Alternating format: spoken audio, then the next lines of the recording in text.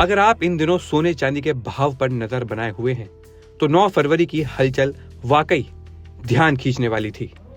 कई दिनों से जो गिरावट चल रही थी उस पर फिलहाल ब्रेक लगता दिख रहा है।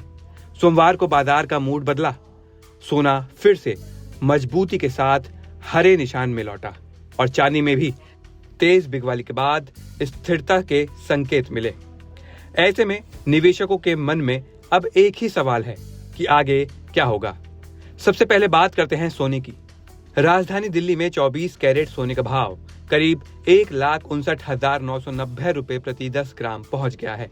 मुंबई में ये रेट लगभग 1,59,840 रुपए है, जबकि अहमदाबाद में भी दाम 1,59,890 रुपए के आसपास बने हुए हैं। लखनऊ में 22 कैरेट सोना करीब 1,45,750 रुपए प्रति 10 ग्राम का कारोबार कर रहे हैं।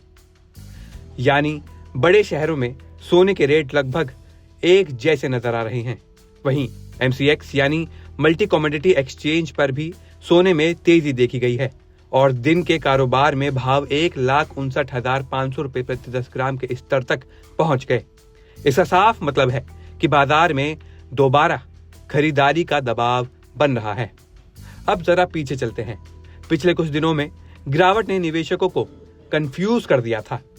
कुछ लोगों ने मुनाफा निकालना शुरू कर दिया था तो कुछ नए निवेशक इसे एंट्री का मौका मान रहे थे। इसी बीच ग्लोबल मार्केट से सपोर्ट डॉलर और बॉन्ड यील्ड में हलचल ने सोने को दोबारा मजबूती दी और सोमवार को इसका असर साफ दिखाई दिया। अब बात करते हैं चांदी की, जिसकी कहानी थोड़ी ज्यादा उतार चढ़ाव वाली रही। कुछ दिनों पहले चांदी 4 लाख रुपए प्रति किलो के पार पहुंच गई थी, लेकिन इसके बाद तेज गिरावट आई। अब 9 फरवरी को चांदी में भी गिरावट थमती नजर आई है। MCX पर चांदी करीब 5% की तेजी के साथ दिन के हाई में 2,64,885 रुपए प्रति किलो तक पहुंच गई। हालांकि दिल्ली के स्पॉट मार्केट में रेट करीब 2,84,900 रुपए प्रति किलो के आसपास रहा।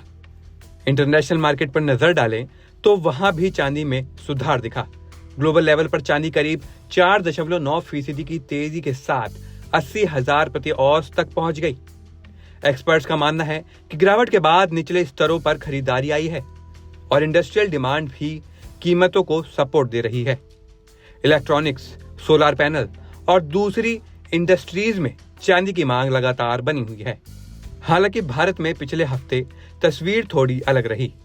चांदी के फ्यूचर्स करीब 2,49,499 रुपए प्रति किलो पर सेटल हुए थे और कुछ समय के लिए भाव 2.30 लाख रुपए के आसपास भी विफल गए थे।